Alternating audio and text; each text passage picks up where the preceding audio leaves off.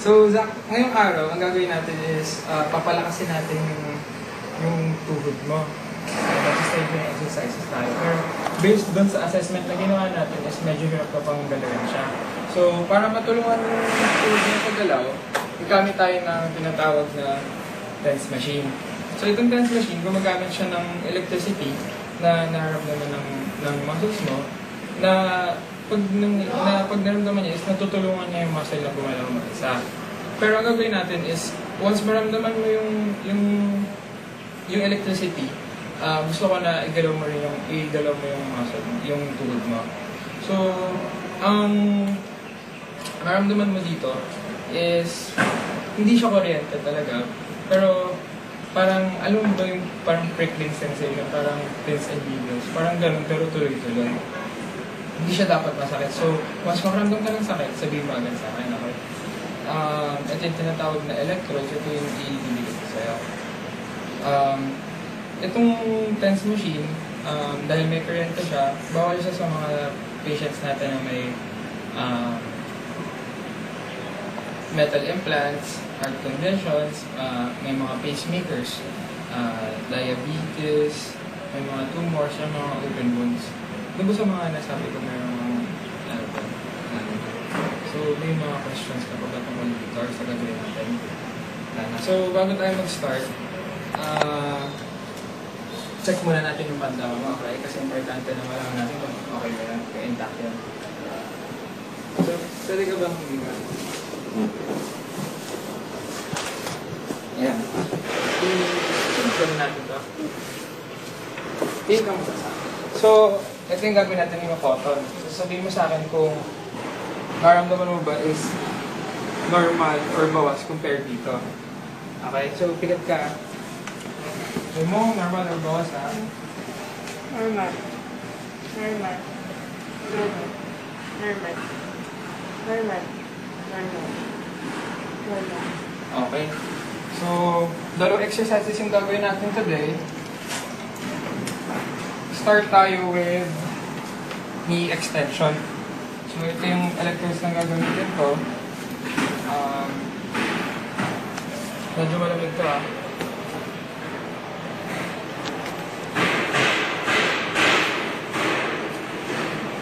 Okay lang, hawakan kita.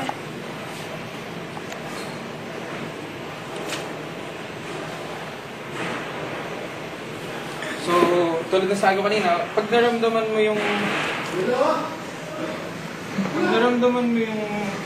parang prickling sensation, gusto kong gawin mo is i-diretso mo yung tuhod. Okay? So, pag naramdaman mo, gano'n ka. Tapos hold mo for 10 seconds. Tapos, pag sabi ko baba, tapos mag-rest tayo. So, gagawin natin ito for 10 minutes. Bale, 10 repetitions natin gagawin. Okay? So, paramdam ko muna sa yung bago tayo mag-start sa exercise. So, yung sa akin, pag naramdaman ka na. Ayan na. So, yun. Pero mas malakas pa hanggang makakari tayo ng contraction. Mapagalaw natin yung tuhod mo. Okay? Kamusta yung feeling? Okay lang? So, mamaya, maramdaman mo, mas lumalakas yung contraction. Okay. Yan, diba?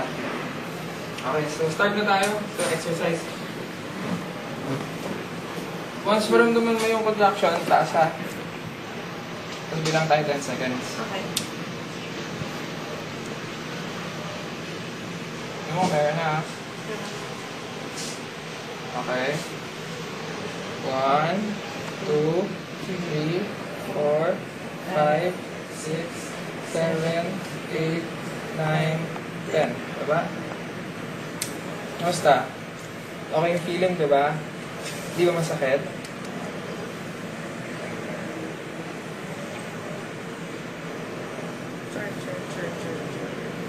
So, nakakapag-train ka ngayon, hindi? Hindi. Kasi basketball player, diba? Marami mga friends doon sa basketball team eh. Sila... Wala silang MVP. Talo sila palagi. May games ba kayo? Well, actually, lagi naman kaming talo, pero... Ano lang maingay?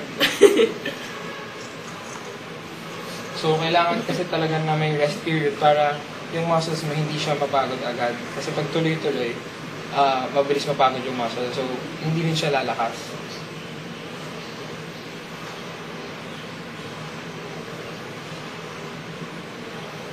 Okay? Start na ulit. Same ulit. Kung nararamdaman mo, taas.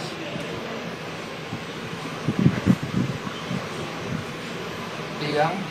1, 2, 3, 4, 5, 6, 7, 8, 9. 10. Basta. Okay lang. Okay lang. Okay.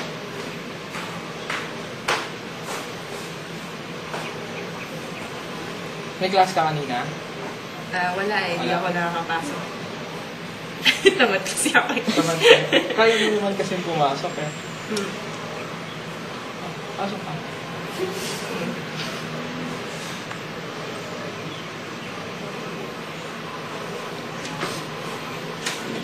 Inayos ko na. Saksak mo yung yung mga hot packs. Baka may gumamit kanina. Sige, sige.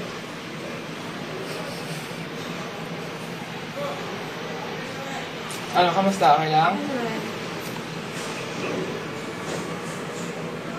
Start na.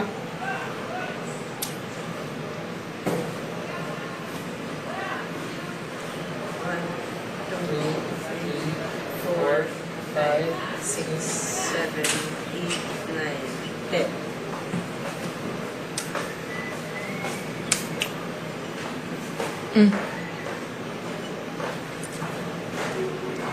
Okay, so last rep na. Kasi pang-10 na natin to eh, okay? Start na tayo ha.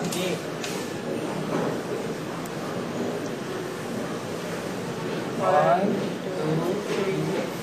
5, 6, 7, 8, 9, 10.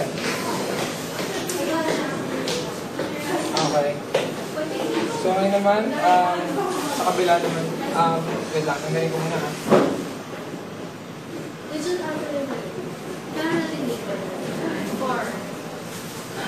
Okay, so itapa ka naman ngayon.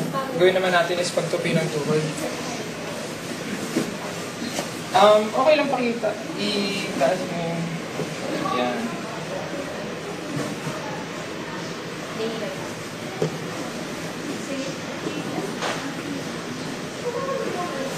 So, Zach, ganun ulit ha. Ngayon naman, patupi naman.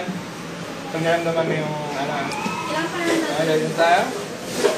for facade. Facade. Ay, kuya siya na facade drop. Wala pa rin. Kaya ito, ayusin natin yung Wala pa rin. kung i-wrap naman ito. Hindi ko nga nasa 5, 6, 7, 8, 9, Lagyan natin ng bato-bato. Okay.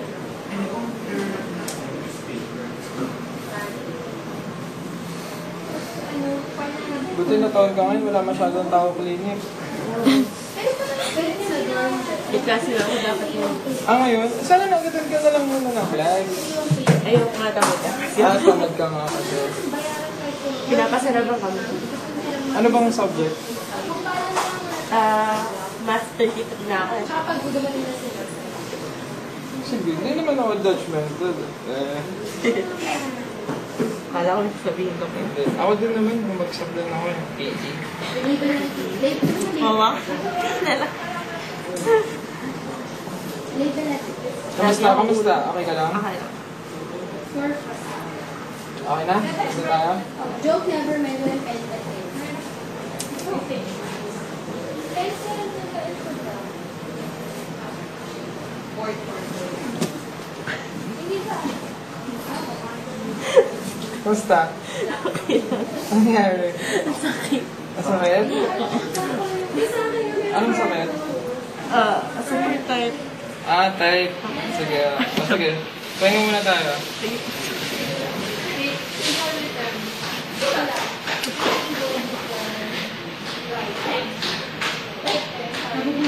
Okay lang?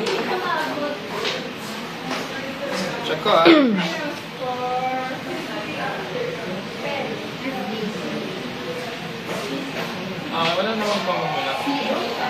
Kaya pa, kahit isa pang rep, last naman na to eh. Sino mo sabi ni Aika? Sabi ni Aika. Okay. Sabi ng doctor na. One. Dapat daw may sabi niya. 2, Sorry, medyo. 4, Kasi sinungaling ako sa 5, kanya. 6, 7, 8, 9, 10. Okay. Check ko kung may ano ha.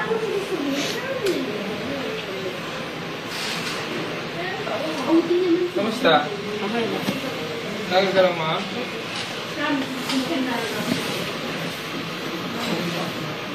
Julie's functions. Kamusta yung feelings? So, wala naman bumula. Kamusta? Wala naman, hindi naman siya masakit ngayon. So, tuloy-tuloy natin yung paggamit ito kasi mukhang okay yung effect sa'yo. Tapos para hindi ka masyadong mahirapan sa paggalaw ng tuhod. Okay. So, wait lang ha, babalik ko lang sa bag yung ginamit natin na TENS machine. So, nireplace na natin yung electrodes. Ito na yung case niya.